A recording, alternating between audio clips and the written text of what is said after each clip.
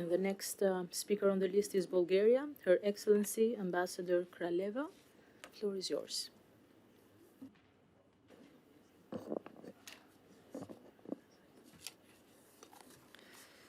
Madam Chairperson, distinguished colleagues, ladies and gentlemen, speaking on behalf of the Bulgarian Minister of Foreign Affairs, I would like to join other speakers in expressing our appreciation to the Swedish chairpersonship in office for their strong leadership of the OSCE in troubled times, and thank them for the hospitality in having us in person here in Stockholm. Despite the unprecedented impact of COVID-19 on our societies and our foreign policy routine in particular, this meeting is an important signal of hope that normality might be coming back. The pandemic, however, has affected the OSCE region by additionally exhausting economic resources and increasing instability. It worsened the deficit of trust and cooperation, which also has its roots in the protracted conflicts, poisoning the climate in the OSCE region. The ongoing conflict in and around Ukraine remains a major challenge. We condemn the illegal annexation and militarization of the Crimean Peninsula by Russia, which have wider implications for the security and stability in Europe, and the Black Sea region in particular. Bulgarian commitment to the sovereignty and territorial integrity of Ukraine within its internationally recognized borders, including Crimea, has been consistent. We commend the important work of the OSCE Special Monitoring Mission on the ground, and will continue to support it through dedicated financial contributions and human resources.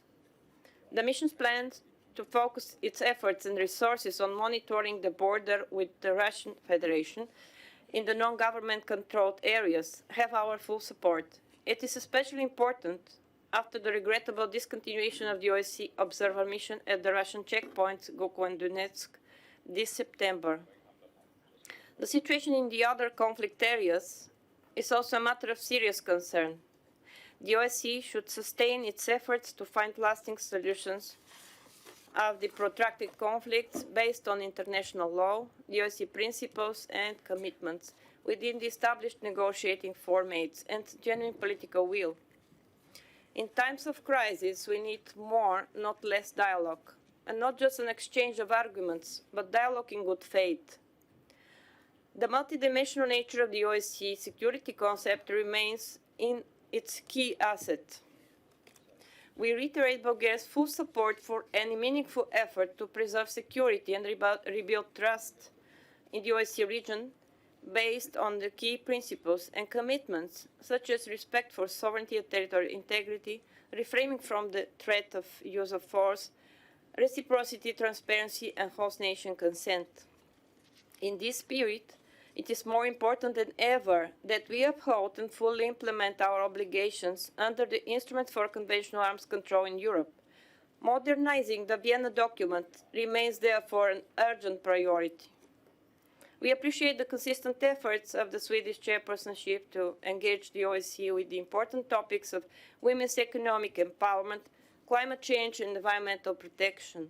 With its broad security mandate and membership, the organization is well suited to address the linkage between climate change and environmental protection, sustainable development and security.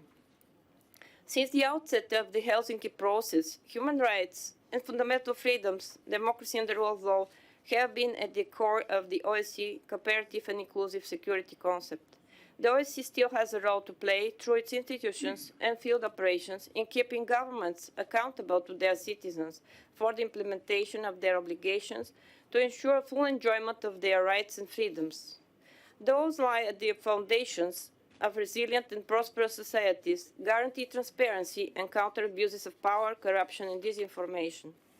The human dimension is the right framework also to adequately address the emerging challenges in the digital era in a divided world market marked by migration flows, inequalities, intolerance and discrimination, hate crimes and hate speech, backsliding of civil societies and mistrust.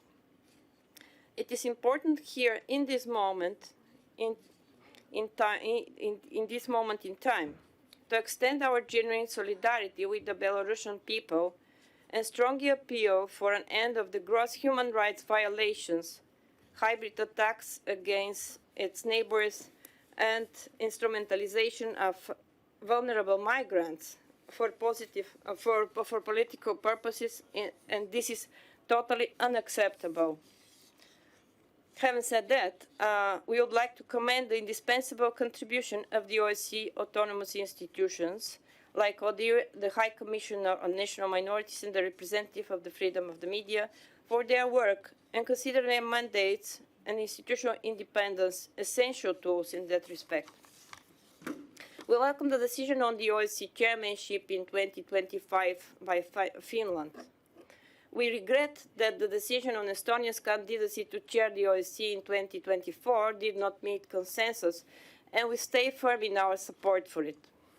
In conclusion, we look forward to working with Poland as the next chairperson in office and wish them every success in their endeavor to navigate the OSCE in hopefully a less turbulent 2022. I thank you.